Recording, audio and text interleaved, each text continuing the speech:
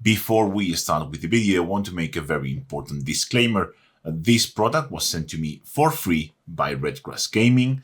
This is not a sponsored video though, and all of the opinions stated here are only my own, and Redgrass has no input whatsoever in what you are going to see and hear. Let's get cracking.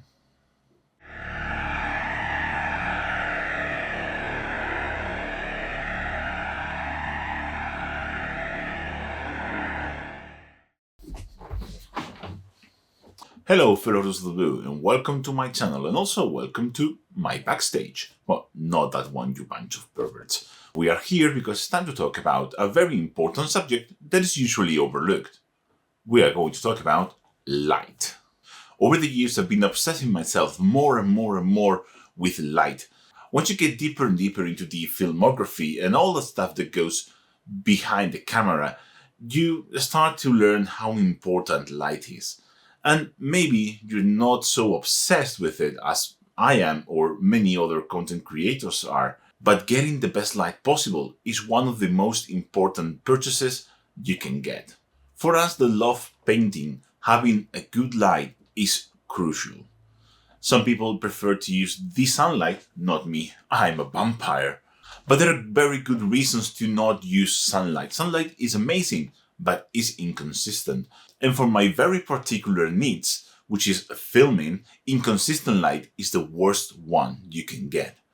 I need to control absolutely every single detail of my lights. That's why not very long ago, I made quite a big purchase. Here you have my two semi-professional Godox lights.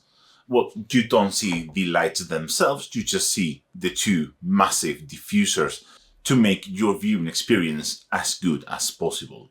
These two lights were not too expensive, but also not cheap at all, and they are amazing. They produce a ridiculous amount of light, about 32,000 lux each at 1 meter, so about here.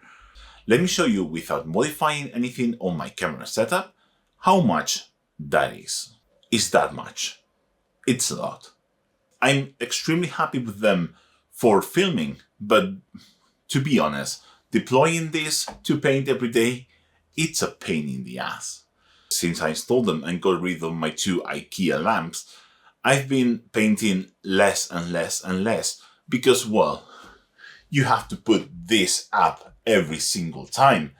And even though I have them hanging from the ceiling and it's very convenient, and they get out of the way, it's fantastic. I don't want to put all of this up each and every single time I have to paint.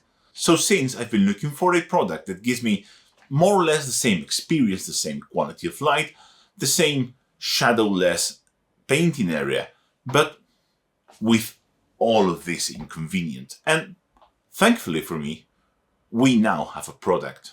It's the new Redgrass desk lamp. This lamp was designed from the ground up, and I'm not even kidding. Even the LEDs inside are custom designed and custom made just for that lamp to be the absolute perfect desk lamp for our hobby and any other creative hobbies. Let me show you how much light it puts out. Even if it's not as powerful as the two lights up here, it still produces quite a decent amount of light with and I cannot stress this enough, extremely beautiful light quality. As far as my research goes, the color rendition of that light is unbeaten. Even my two semi-professional lights are not as good as that. But it's not just the light. Everything about that lamp is absolutely fantastic, starting with the building quality. The whole construction is metal. I think it's aluminium. The only plastic piece is where the electronics are with the power button. All of the joints work well, adjusting the two bars so you have absolutely zero shadows is very easy, and you can regulate the power just pressing down the power button. If you press it down, the lights will go down, and if you press and hold again, the intensity will go up, and even at the lowest setting, you won't see any flicker. Once you're done with your session, you can just fold it back and it really takes up almost no space on my desk. So it's extremely well made, and using it is truly a very premium experience, but it does make some very serious claims about its light quality, which is in the end the most important subject. So why don't we make a comparison with my two Godox lights side by side? You can see here my regular pair of Godox lights. As you can see, there are almost zero shadows under them, and even those shadows are extremely diffused. They are soft and very, very light. My camera is tuned to this light, so the colors you see are as close as possible to reality that I can do with my monitor and my setup.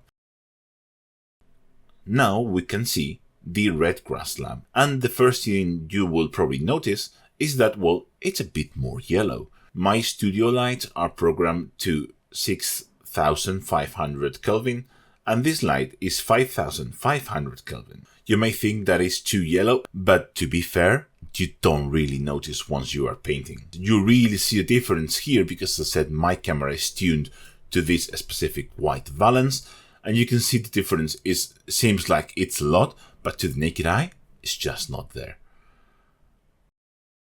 The shadows are, well, different.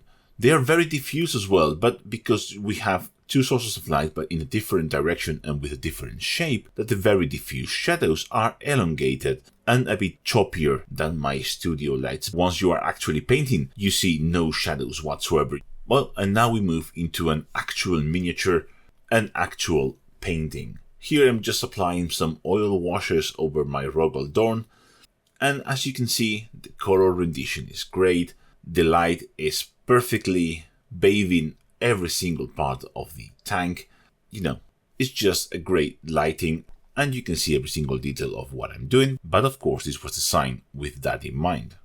Sometimes with lights this strong, you can see a certain glare if the surfaces are a bit shinier. And you can see it here with the decals and some of the paints because it has a satin varnish.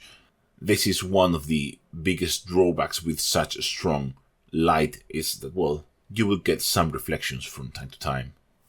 That doesn't really happen with the Redgrass light, just because it's less intense, which is also better for your eyes overall.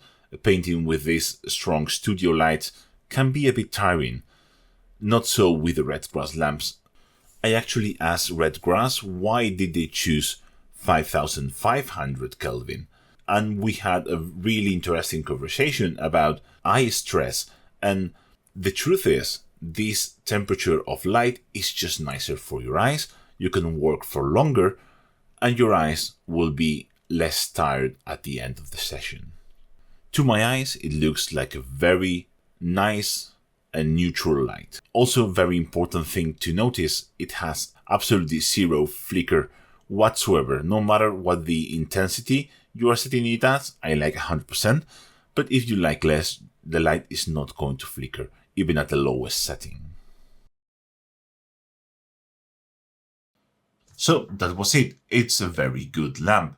It's also a quite expensive lamp, but if I'm honest, I'd rather buy one of these than two of more affordable lamps. And I know people that have spent twice and even triple what this lamp costs looking for what this lamp offers without finding it. So for what you get, this is an extremely good purchase, but it's also quite an investment. So I can understand why this is not for everyone.